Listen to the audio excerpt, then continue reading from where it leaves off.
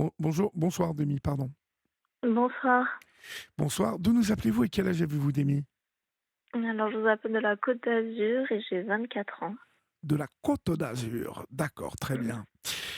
Ou vous voulez pas me dire Côte d'Azur ou À enfin, Roquebrune-Cap-Martin, c'est à côté de oh Monaco. ben oui, c'est très joli, Roquebrune. Magnifique, quelle chance. Quel temps vous avez eu aujourd'hui? Ah, il est très beau, comme Eh d'habitude, ben non? voilà, eh ben voilà, il y en a qui sont voilà, privilégiés avec ce beau temps. Alors Demi, vous avez 25 ans et de quoi voulez-vous me parler? Dites-moi. Alors, en fait, j'aimerais témoigner sur une période d'anorexie que j'ai pu avoir il y a maintenant 6 ans 6 ans, d'accord. et qui a duré 2 ans. Et, euh, et je pense que de nombreuses personnes peuvent se reconnaître à travers mon témoignage et peut-être en aider certaines ou certains. Alors c'est très intéressant, bien évidemment, de vous écouter. On va vous entendre, on va vous écouter religieusement parce que c'est vrai qu'on évoque souvent l'anorexie sur cette émission, mais que l'on a rarement le témoignage de personnes touchées par l'anorexie. On a beaucoup de témoignages des proches qui s'interrogent souvent sur l'origine assez mystérieuse et peut-être allez-vous nous éclairer. Ouais. C'est sûr que quand on ne vit pas, c'est différent, même si les proches le vivent d'une façon, mais le vivre nous-mêmes, c'est complètement différent et c'est inexplicable, je pense, Oui. complètement. Mais, ouais, C'est autour de vos à part 18 ça, ans hein, que vous avez connu cette oui, période, c'est 18-19 ça. ans? Oui, vers 18 ans, ouais, ça a D'accord. commencé. Y a-t-il eu un élément déclencheur de votre point de vue? Alors, selon moi, ce qui a vraiment commencé à me perturber sur mon image physique, c'était vraiment, les réseaux sociaux. Parce qu'à cette période-là, je passais beaucoup de temps sur les réseaux sociaux et en particulier sur Instagram. Et à force de voir et revoir des images et des photos de filles, dans la bonne posture, sous la bonne, lumière, et avec les bonnes retouches et ben, je pense que c'est la première chose qui m'a fait un peu vriller. Ah oui, carrément. Mmh. Et après, suite à ça, j'ai voulu commencer à diminuer mes apports et me mettre, un peu à la salle de sport et petit à petit, bah, ça s'est engrainé, ça s'est vraiment empiré et surtout du fait que se sont ajoutés des problèmes familiaux et une rupture amoureuse difficile qui ne m'ont pas aidée. Et du coup, bah, ça allait très vite. En quelques mois, j'ai perdu beaucoup de poids. Je faisais à la base, 41 kilos, je suis descendue à 32 kilos. Oh, pourtant 41 kilos, dites-moi, vous n'étiez pas bien épaisse, Non, hein? j'étais pas bien épaisse, mais pourtant, les poignées d'amour, ridicules que je pouvais avoir, ont pu Obsédée? m'obséder et me Oui. faire descendre dans cette enfer de l'anorexie et du coup, j'en suis arrivée à me nourrir, d'une tomate le midi, une pomme au goûter et ça pendant des mois et je m'en rendais pas compte. Je me voyais pas comme j'étais et Oui. j'avais juste mes proches qui me disaient sans cesse que ça n'allait pas, qu'il fallait que je réagisse, mais quand on est dedans, malheureusement, on a une voix qui nous parle et qui nous promet d'avoir raison et qui prend le contrôle sur nous complètement. C'est assez fou ça, hein, parce que oui, il y a toujours cette incapacité à se voir. Euh, Cela veut dire que quand vous vous regardiez dans la glace, vous vous plaisiez comme ça? Je me plaisais, mais pour moi, c'était pas assez maigre, il fallait encore que le poids descende.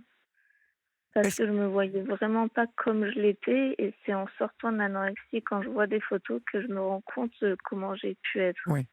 Est-ce que les références des filles que vous voyez sur Instagram sont des références de mannequins? Parce qu'il y a eu, euh, même si j'ai eu la chance de tourner avec Cindy Bruna dernièrement, qui est une mannequin française qui, aux États-Unis, est une vraie star, qui a, je crois, 1,9 million de followers sur Instagram.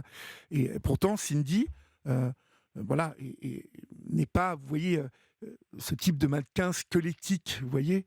Euh, Oui, c'est quelqu'un qui est voilà, magnifique et extrêmement bien proportionné, mais ce n'est pas un mannequin filigrane, vous voyez, et c'est de ces filles-là dont vous parliez, de ces filles qui sont vraiment très, très, très minces, à la limite d'être maigres, en fait. Mais à la base, c'est même pas vraiment ces filles-là enfin, auxquelles je voulais ressembler, clairement. C'était des filles minces, pas trop minces, Oui, mais petit à petit, en fait, je me suis prise, et je suis pas la seule, parce qu'après avoir discuté avec d'autres personnes qui ont été touchées par l'anorexie, c'est souvent le cas. On tombe dans un cercle vicieux et on s'arrête jamais, on n'arrive plus à arrêter de faire descendre ce poids, en fait. ouais. Et l'objectif physique change à chaque fois. Quand on atteint un point, on se dit non, ça va toujours pas, et ça descend. Et ça descend. Alors, vous mangiez qu'une tomate le midi, vous dites? Oui, une pomme au goûter, puis c'était tout. Et Vous n'aviez pas faim? Très vite, vous n'aviez pas faim. Vous n'avez plus faim. oui, non, très vite, le corps s'habitue. Le corps est une machine folle, Oui. clairement, et il s'habitue à tout. Du coup, bah, le corps se met en mode survie, et avec ça, ça passait très bien. Enfin, ça passait très bien, attention, ça a ses limites, parce qu'au bout d'un moment, justement, ce qui m'a fait réagir, c'est quand j'étais en fac à l'époque, et j'étais à un examen. Et pendant cet examen, j'ai commencé à avoir trouble, je ne voyais même plus ma feuille qui était sous mes yeux. J'ai pas pu répondre à une seule des questions, j'ai dû rendre copie blanche et sortir de la salle, m'asseoir devant la salle, et je ne pouvais plus bouger, j'étais tétanisée, je voyais trouble, c'était du coup, j'ai de là appelé ma mère qui m'a emmenée à l'hôpital, et suite à ça, j'ai été hospitalisée de force à l'hôpital de Monaco pendant plusieurs semaines, Oui. et c'est pendant cette période-là que le médecin est passé me voir en chambre quand j'étais sous perfusion, et m'a dit que si je ne réagissais pas, j'allais en mourir, Ben oui, bien sûr. et c'est cette phrase-là qui m'a fait percuter, que je me suis dit qu'il fallait pas en arriver là. Et ça a été très dur après ça, mais j'ai petit à petit essayé de remanger. J'ai déjà augmenté mes quantités, parce qu'en termes de légumes uniquement. Puis après, je me suis mise un peu à augmenter les protéines. Et c'est sûr que, comme beaucoup de personnes, j'avais complètement banni les glucides, et petit à petit, bah, tout s'est remis en route, mais ça a été très long. D'accord. Ouais. Comment alors, vos proches, justement, on a parlé de vos proches tout à l'heure. Hem, dans quel climat vous vivez à cette époque? Chez C'était vous? très conflictuel, très, très tendu, et je m'isolais énormément, je voulais parler à personne, j'étais pas agréable du tout, Oui. et je me renfermais dans les cours, clairement. Je rentrais chez moi après l'école, je faisais que travailler, je parlais à personne, je voyais personne, et je retournais à l'école le lendemain, et c'était que ça. Et vos parents, en fait, ils voyaient vraiment tout ça? Oui, mes parents le voyaient.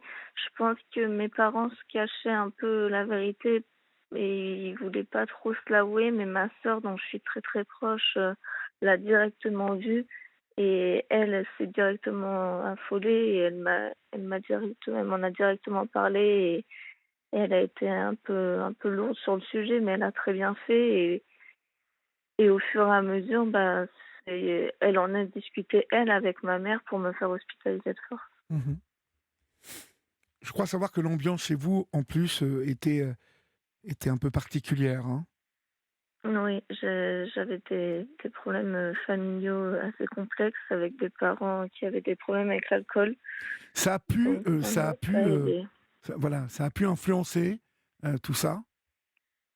Oui, oui, oui, Oui, hein? c'est une certitude. Je pense que j'étais dans une ambiance et dans un état d'esprit assez compliqué, et ça m'a pas aidé à rester forte face à la maladie, quoi. Beh, oui, parce que vous aviez des parents qui n'étaient pas très stables à l'époque et je pense Mm. que ça a pu favoriser pardon, ça a pu favoriser, votre, bah, la descente un peu, hein? Ouais, ouais, ouais, c'est une certitude. Est-ce que c'est l'hospitalisation qui, vous aide à vous en sortir au final? Je pense que oui, parce que mine de rien, d'être enfermé dans une chambre toute seule pendant toute la journée à attendre, qu'un médecin vienne vous voir et vous dise juste que ça va pas et être toute la journée à cogiter et ben, au final, on se pose vraiment toutes les questions et on finit, je pense, par se dire que il y a une solution à tout ça et qu'on doit être plus forte que cette voix-là et qu'on doit combattre cette maladie parce que c'est pas la vie que de se laisser, de rester faible face à cette voix. Oui. Vous vous disiez quoi, en fait? Racontez-moi un peu. Racontez-moi un peu comment vous vous en sortez, comment vous comment vous recommencez à manger, petit à petit, qu'est-ce que vous mangez? Heu, pour que celles et ceux qui souffrent là, ou qui ont des proches qui souffrent de Mmh. ça, puissent, s'inspirer de votre témoignage?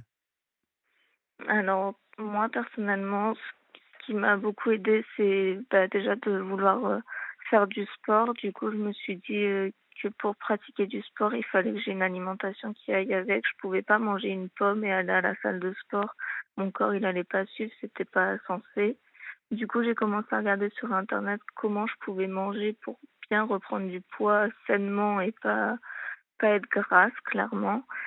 Et du coup, j'ai fait énormément de recherches par moi-même sur internet et tout ça pour comprendre ce que c'est la nutrition, ce que c'est les glucides, les protéines, les lipides, pourquoi on a besoin de tout ça. Et petit à petit, du coup, j'ai compris comment composer mon assiette, comment composer mes repas. Et du coup, ça m'a beaucoup aidée et d'ailleurs, c'est ce qui m'a amenée aujourd'hui à être en école d'ingénieur en alimentation et santé parce que c'est vraiment devenu une passion, la nutrition. Oui, Et à côté de ça, ce qui m'a aussi beaucoup aidée, bah, ce sont mes proches. Clairement, ma famille, mes sœurs m'ont énormément aidée, oui, énormément soutenue. Et je sais que, bah, avec le recul, c'est très compliqué pour les proches. Cette situation, c'est très, très délicat parce que les gens qui ne le vivent pas ne peuvent pas le comprendre et que nous, quand on est dans la maladie, ben, on se dit: «Mais vous êtes bête de pas le comprendre», alors qu'en fait, c'est tout à fait légitime de pas savoir comment agir. Que faire, que dire, c'est très c'est délicat, impossible. donc Oui, c'est impossible. Mais quand on est dans la maladie, on a juste envie qu'on nous laisse tranquille et qu'on continue notre route et qu'on oui, oui. continue comme on a décidé de le faire, alors que c'est surtout pas ce qu'il faut. Donc, si j'ai un conseil à dire aux proches, c'est de ne pas lâcher la personne qui est malade, de toujours être là, de toujours la soutenir. Parfois, même si c'est dur et éprouvant, il faut essayer de relativiser, de se dire que tout est possible. Si moi j'y suis arrivée, tout le monde peut y arriver. Ouais, tout le monde peut y arriver, bien évidemment, mais à quel prix, hein? Je suppose qu'il y a quand même beaucoup, beaucoup, d'efforts, à faire, et surtout une prise de conscience, que votre vie était en danger. C'est ça, clairement, tant qu'on n'a pas le déclic, c'est c'est très compliqué de mettre en place les choses pour reprendre du poids, quoi. Il faut vraiment, je pense qu'il faut ce déclic. Et ce Aujour déclic, il est propre à chacun. Mmh. Aujourd'hui, quel rapport, vous avez à la nourriture, alors? Aujourd'hui, j'ai plus aucun problème. Enfin, il y a une chose qui n'est jamais partie, depuis l'anorexie, c'est les McDo. J'ai jamais su remettre un pied chez McDo, Oh, c'est pas mais je plus suis mal, pas non? convaincue que voilà, Hein? C'est plutôt un c'est bon pas plus blocage, mal. ça? C'est ça. Et Mmh. du coup, à part ça, sinon je maintenant je choisis ce que je mange et je mange avec plaisir. J'ai plus de problème là-dessus. Après Pourquoi? il y a Pourquoi les McDo? Pourquoi le blocage, McDo, à votre avis? Enfin, parce tout que vous dites je McDo, mais c'est tous les fast-food, je suppose, hein? C'est pas que oui, c'est McDo? tous les fast-food Donc et pourquoi? Parce que maintenant que je sais ce que c'est, l'alimentation et que je sais ce qu'un McDo ou un fast-food peut m'apporter, bah, j'en ai clairement pas envie parce qu'il y a rien d'intéressant pour ma santé, il y a rien d'intéressant pour mon corps et bien au contraire. alors dites-le à l'antenne, justement, ce qu'apporte cette, bouffe, ce que vous en pensez. Bah, McDo, c'est à base de produits ultra transformés, c'est baigné dans des fritures, qui sont composées que d'huile trans et il y a rien de bon pour votre santé, quoi. Alors bien évidemment, on parle on parle de McDo, de KFC, Oui, franchement, de Quick, de tous les, hein, ça n'est pas tous les spécialement le McDo, fast-food, tous les fast-food qui pourtant revendiquent dans leur publicité intense, je dis bien intense, parce que c'est une vraie calamité, surtout pour la jeunesse, des produits bien français. Je me suis toujours posé des questions là-dessus, en fait, si vraiment ils faisaient un effort sur la qualité des produits. alors pour avoir visité, des McDo, dans le cadre de mes études, les produits, oui, il y a des produits, d'origine France, il y a des produits, de qualité, on va dire. Leur pain, c'est une boulangerie spécifique qui le fait et pas une autre et c'est avec des normes bien carrées. Mais ça n'empêche que tous les produits sont ultra transformés. C'est une composition de une, une addition de produits ultra transformés, pour créer un burger, qui va même pas vous remplir, Oui. vous Bah, remplir, souvent, on a enfin, faim, hein. 2 heures après un McDo, c'est ça. je sais que j'en mange très rarement, mais comme j'ai une adolescente à la maison, il m'arrive de partager un repas fait à partir de ces mets venant d'un fast-food. Et c'est vrai que j'ai toujours cette sensation qu'à 1 heure et demie après, 2 heures, c'est comme si je n'avais pas mangé. Mmh mh. C'est ça le pire, c'est qu'en plus on le mange très vite, donc forcément le corps, assimile pas qu'on le mange. C'est des calories vides, il y a rien de bénéfique. Après en manger un de temps en temps, parce que vraiment ça vous fait plaisir, c'est comme tout, il faut savoir doser, mais c'est pas conseillé Pas d'en terrible. consommer fréquemment. Vous êtes étudiante aujourd'hui en école d'ingénieur en alimentation. Alors, ça m'a interpellé. Qu'est-ce que être ingénieur en alimentation? Qu'est-ce que fait un ingénieur ou une ingénieure en alimentation? Alors une ingénieure en alimentation, déjà dans notre parcours, on a déjà des cours, très généraux sur la nutrition humaine, sur la physiologie, la digestion, tout ça.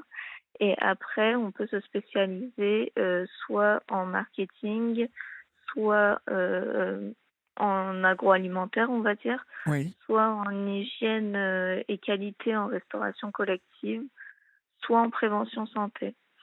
Et moi, pendant mon parcours, j'ai fait une partie, prévention santé, donc purement pour, tout ce qui est, type, manger, bouger ou les choses comme ça qui vous conseillent, à la télé, de manger 5 fruits et légumes par jour, ou ces choses-là. Et j'ai fait une partie en hygiène et qualité en restauration collective et je fais d'ailleurs mon alternance à l'hôpital de Monaco en restauration collective. d'accord. Donc, votre expérience, ce que vous avez traversé, je suppose, est une source de motivation en plus pour apprendre. Totalement, totalement et bah, pendant mon parcours, à l'hôpital, j'ai pu, aussi je travaille aussi en collaboration avec les diététiciennes et je travaille, justement pour le service des troubles du comportement alimentaire. Bon, très bien. Bah, écoutez, vous voilà bien paré et informé, en tout cas, un peu plus que les autres. Bon, c'est une expérience, hein, et j'espère que vous aurez l'occasion de mettre au service des autres ce type de témoignage, parce que c'est vrai que votre parcours, même s'il a été douloureux, euh, est exemplaire. Vous en êtes sorti. Mmh. Et je trouve que votre entrée ressemble à bon nombre d'entrées que font des jeunes filles dans l'anorexie pour pouvoir ressembler à des filles qui, comme vous nous avez dit, prennent bien la lumière, parfois sont très photoshopées, et que il ne faut pas se comparer quand on voilà, surtout quand on a la vie devant soi. Il faut faire du sport, il faut manger des légumes.